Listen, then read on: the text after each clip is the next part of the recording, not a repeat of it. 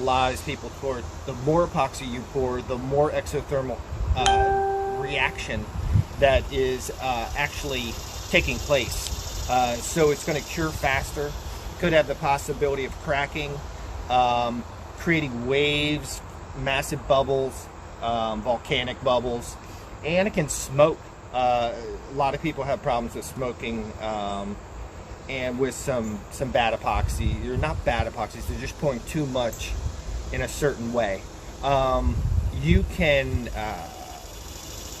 can also, there's also a way to vacuum epoxy to take the bubble, to degas it, and it helps.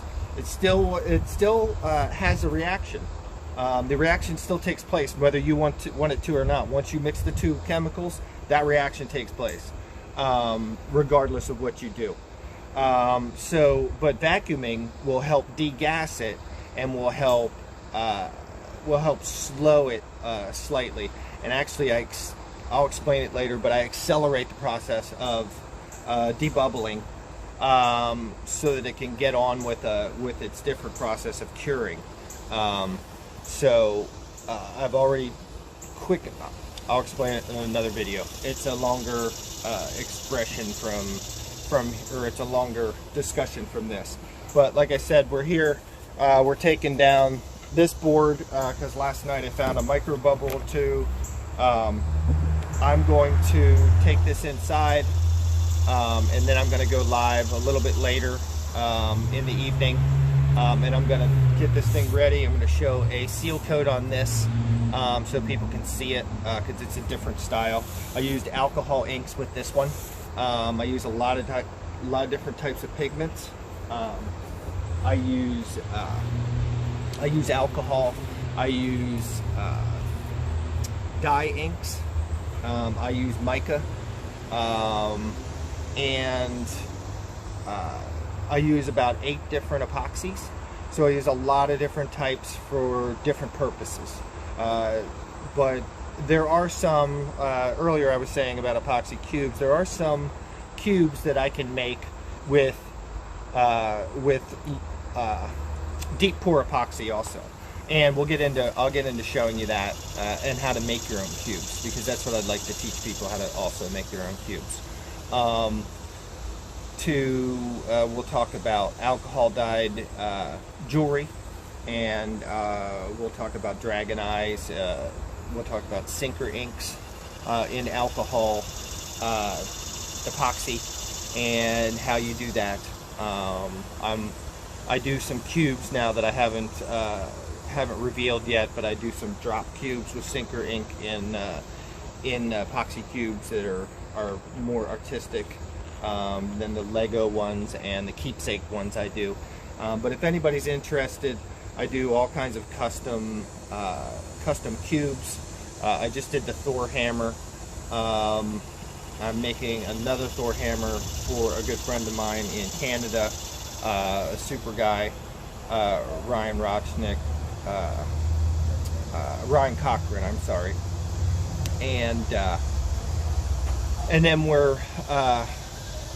I'm sending that up to his son. He's going to pick the colors, and he's going to see what glow colors he wants, and he'll let me know, and then I'll custom make the Thor hammer with the right colors that his son would like, the glow colors. So I can do. I'm doing a dog memorabilia for one of my old pups. I keep all my old dogs' collars and tags in my shop, and I'm going to use the plate off one of my old dog's collars. Her name was Molly. She was a Great Pyrenees that I had for 13 years, and she was the bomb. She was awesome. She was the original awesome dog. And now I've got Daisy Ray with the ball in her mouth. You're gonna say hi now. You just want to drop the ball and run. Okay. Molly May, come here. Come here and say hi. Come here. Come here and say hi. This is Molly May. She's my older She's the boss lady. She's my older 13-year-old.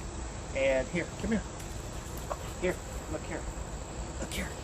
This is Ray Ray, Daisy Ray. They're both rescues.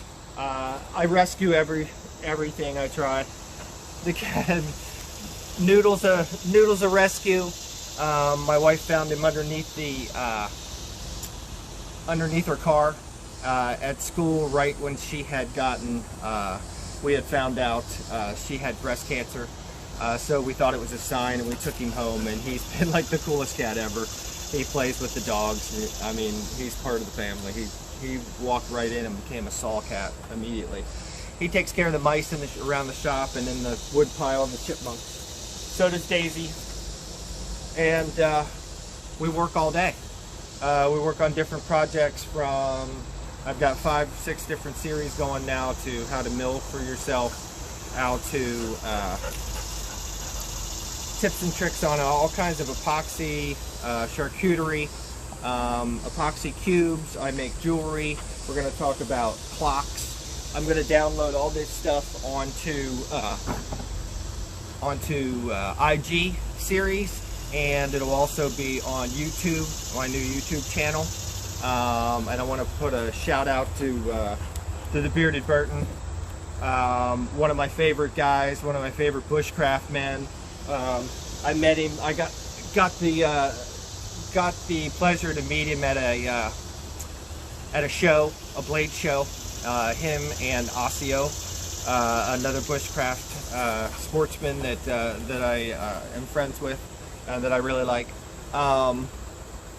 So I love bushcraft. I love, everything nature outside, and those guys are experts. I mean, those guys are. I love watching them. So I like watching content just as much as everybody else does. I'm a junkie for.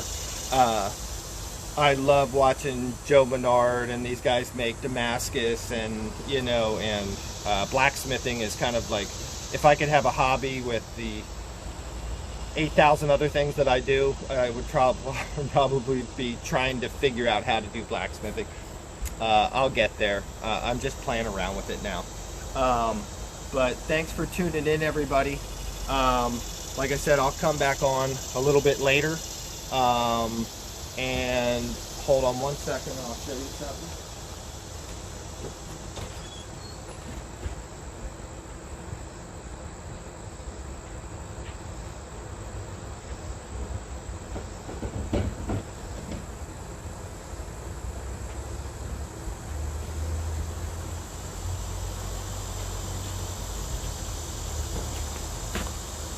So, if you didn't know, this is a clock that I made. This is flaming box elder, and it's I took a chunk of it, I put it in a hexagon mold, and I did a alcohol swirl. So the alcohol swirl is very similar to the one that you're going to see at the ink Splot board that I'm going to do tonight. You'll see how I progressed from this to the next stage in the technique, and this has all of its own story, and we'll get into that sometime when we're working.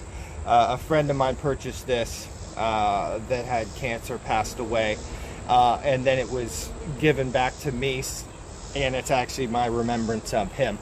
And he was a great, nice, fantastic military guy, great all-around guy, and he was always a fantastic person to my neighbor, to my family. Then we'll talk about cubes, which are my absolute favorite. So this is a epoxy cube that I've made. Now this is now I've cast this in resin.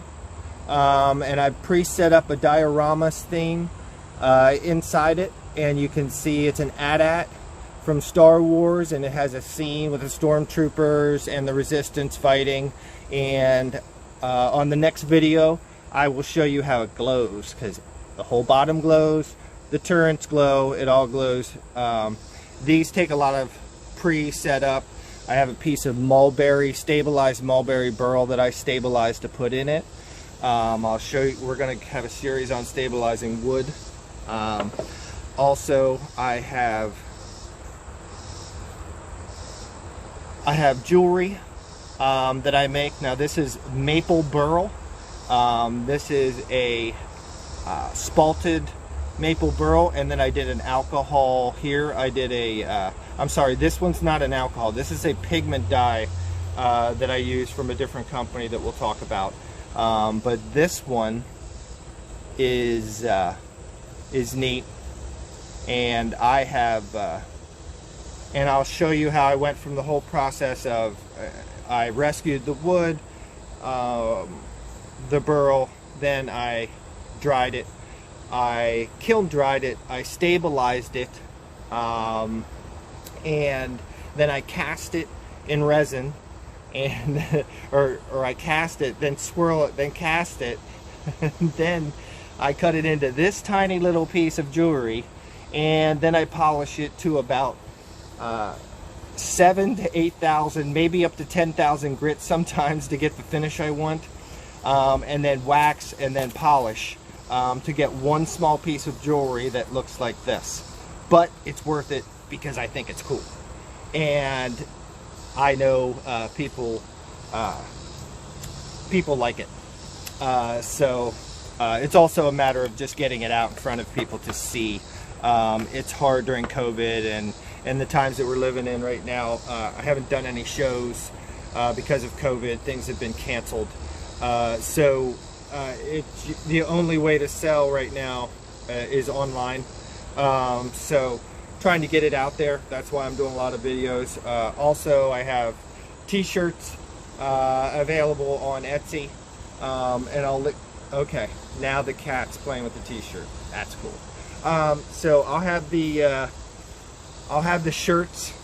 I guess it's his shirt now. So okay. I'll have t-shirts on the website on Etsy. I have a few, and I'm hoping to support to get a little creator developer kind of thing going, and talk to some other guys, maybe do some collaborative projects with a couple other makers.